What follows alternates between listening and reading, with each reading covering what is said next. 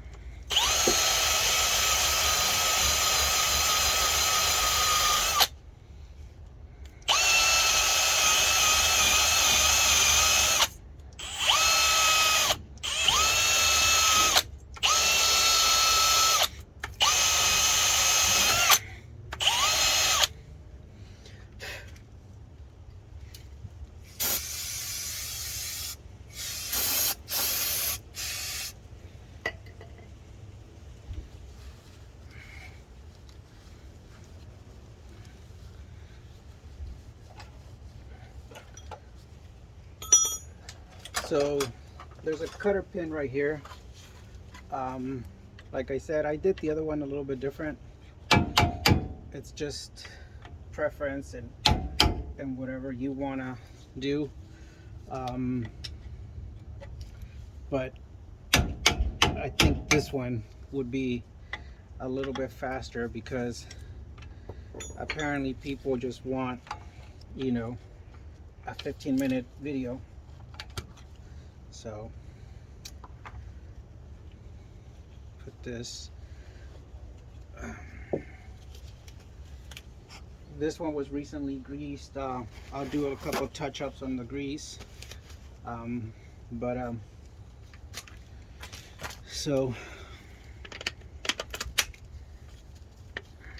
right here, like I said, you need a 14 to remove this bolt. It's a lot easier from doing it from the top.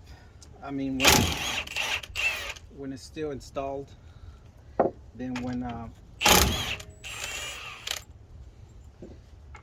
you take them off. You have more leverage right now that's still on the car. It can still be done either way, but like I said, it's a little bit more easy and convenience. Um,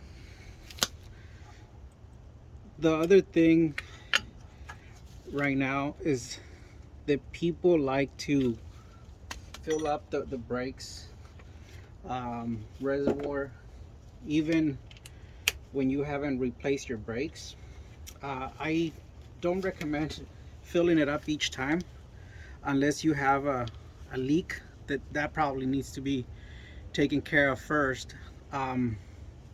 Because if you are pouring or filling it up consistently every single time, when you push the caliper back, you're gonna get a leak on the once you replace the brakes. You're gonna get a, on your driveway. So right here,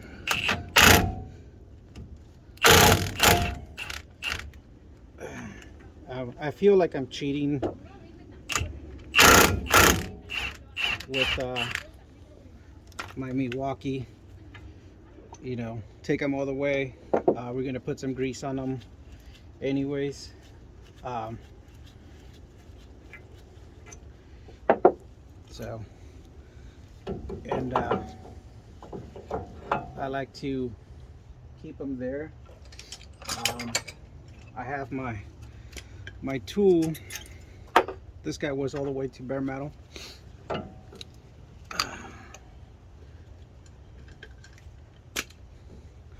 So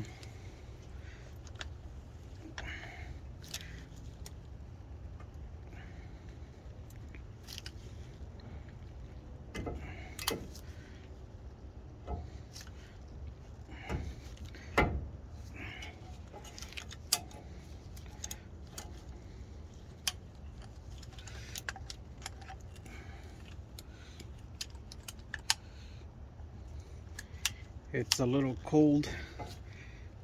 It's December, so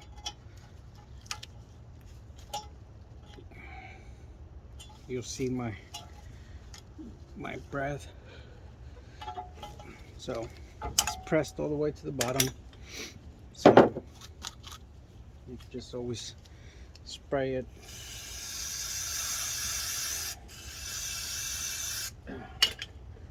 Get some of that, clean it.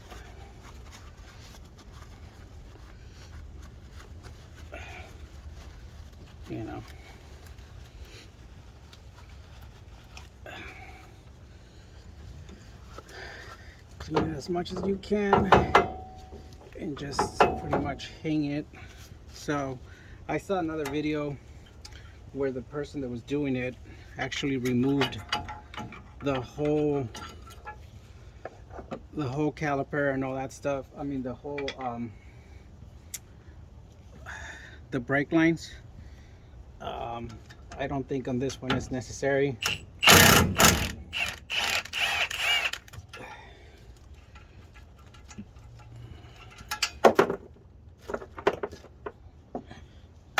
So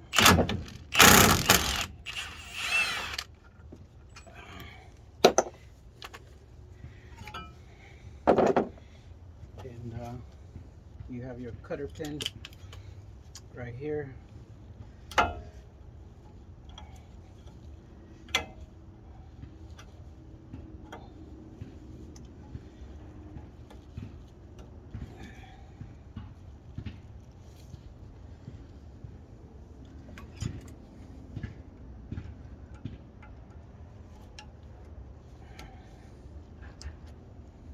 Cutter pin, put it inside the little container, little cap, remove this,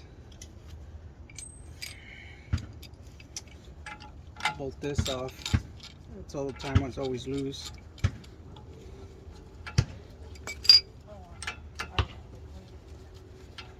So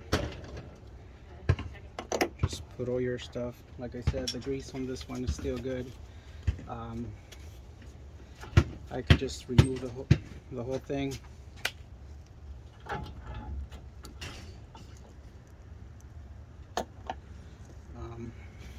So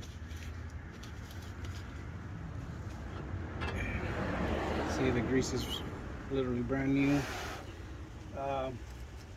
And to remove this, I already removed the whole thing pretty much. Just put a chisel, separate it.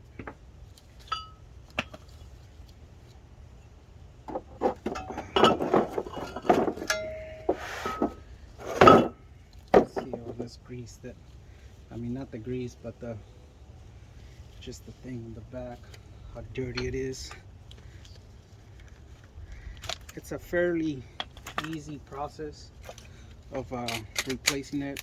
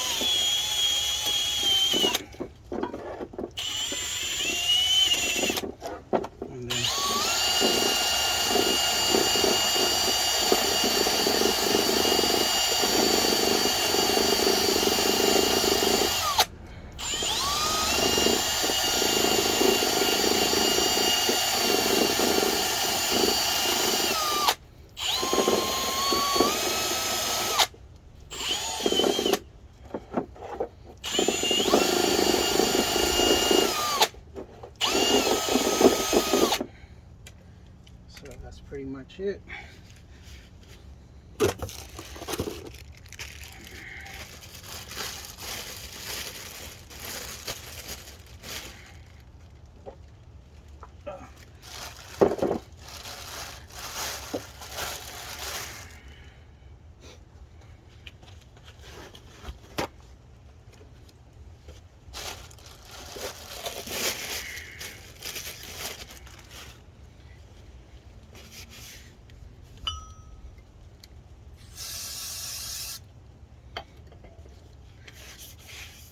You want to remove all the grease that it comes on the disc already. And like I said, it's personal. I know the book says one thing, but I find it more easier to just pretty much do it on out.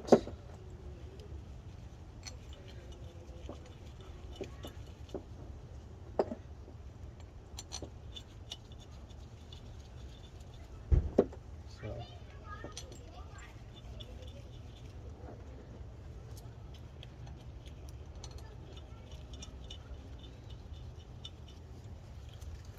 it's fairly simple.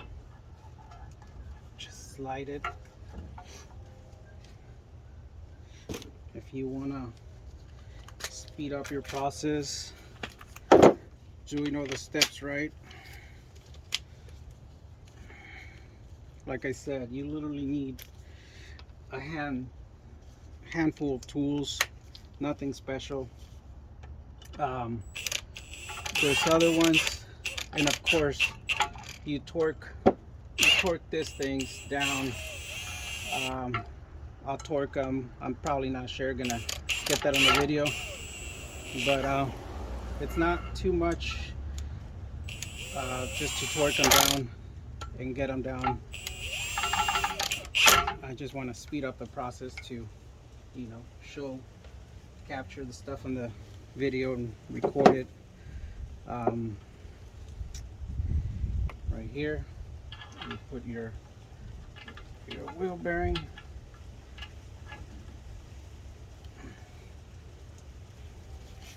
Put your stuff in. There's a washer that right here, it goes right there on the groove. So when you take that off, I'm not sure if you guys saw it, but it's there. I put it together with the wheel bearing. I try not to remove most of the stuff. So guys, just don't forget to torque your stuff. It gets pretty Sometimes you could go really fast and just forget. This thing doesn't really necessarily have to be tight. um, it's literally just to hold your thing, your wheel bearings, and make sure to clean it for the next time that you use it. It's not that greasy or dirty. So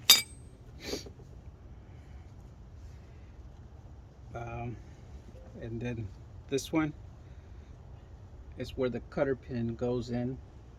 Just place it in there. um, and don't forget this. This is literally what's holding your wheel bearings, your wheel,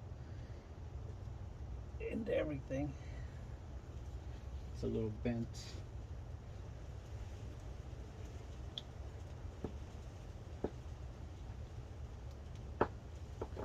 It was a little bent sideways, so it wouldn't go in.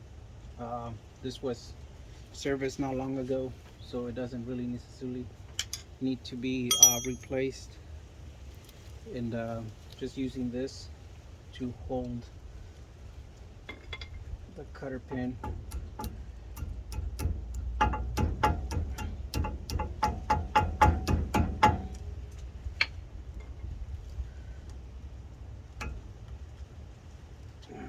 There it is.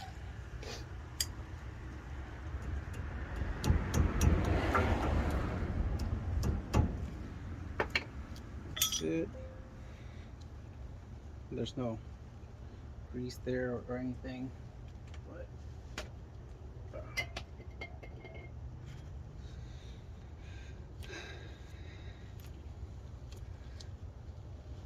you want a good seal on this.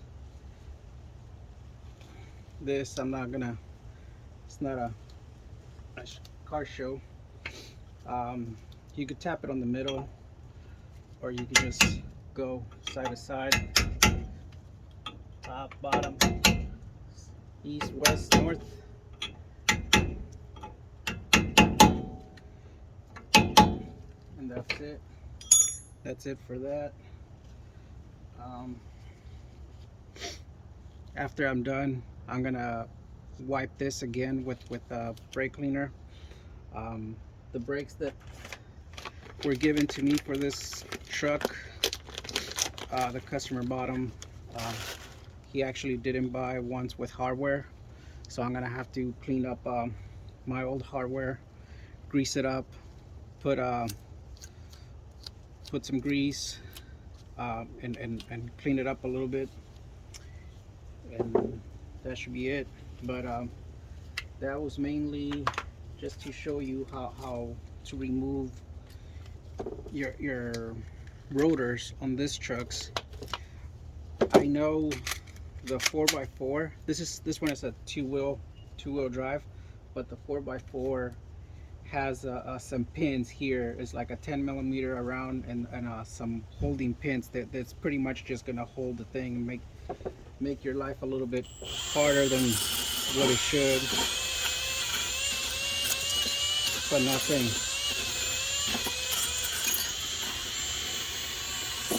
I'm trying to go fast for the video before I use your guys' attention, because we do have short attention span.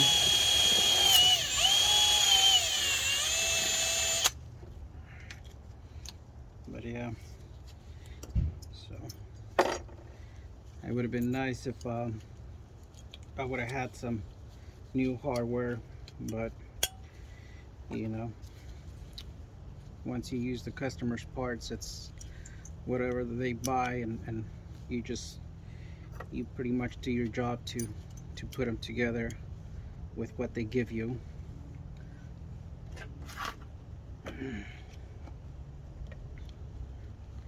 So I like to put grease here.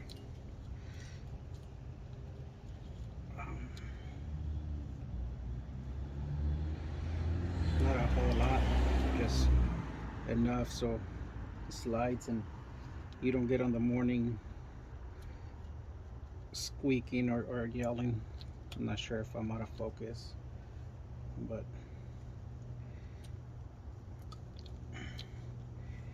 and then I'll put some grease right here because I put it on the rod as well, but what happens is most of it gets stuck there, so it doesn't hurt putting it right here. Just pretty much treating all your jobs as if it was for your own car, for your own family.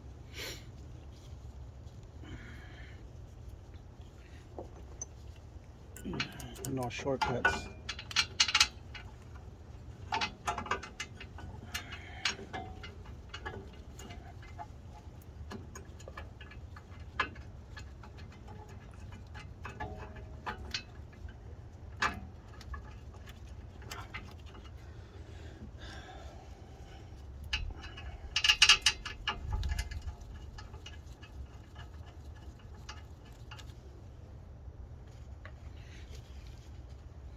It's funny how videos, a lot of people don't like how you do certain things, but you know, you're taking the time to show some people that don't know anything about working on their cars.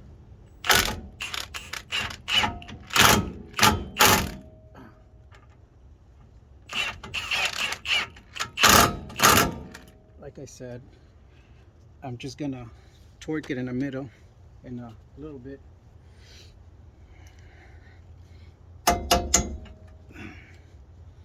So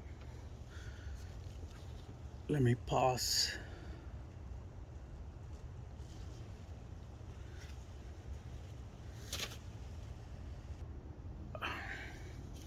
Welcome back, guys. I torqued this ones and the ones in the back.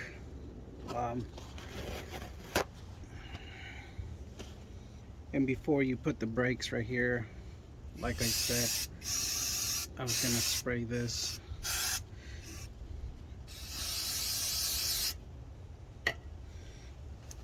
Spin it on the front and just spin it on the rear. Pretty more for the potential.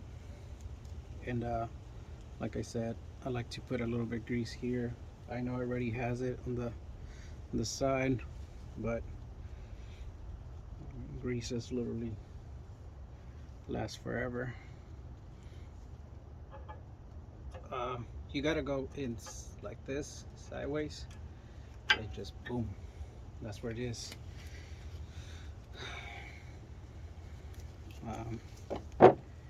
See, the hardware is gone on this one, so I can't even use that. See, it's already burnt on both sides, so there's so much for that. But I like to put grease on the back. Kind of more grease.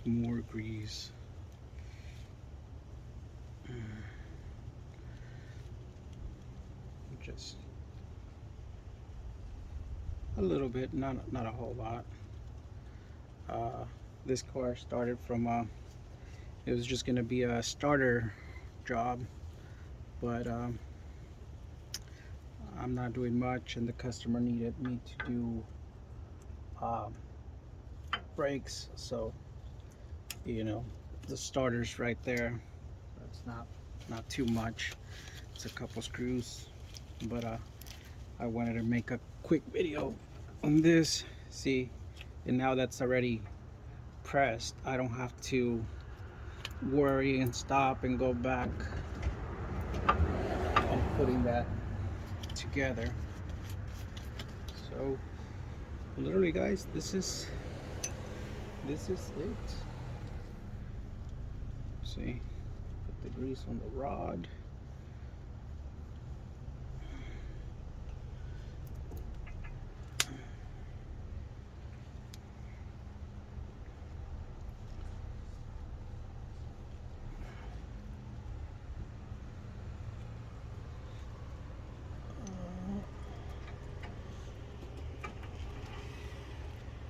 So that's it, guys. It's pretty much nothing to it. Remember, 1991 Toyota pickup.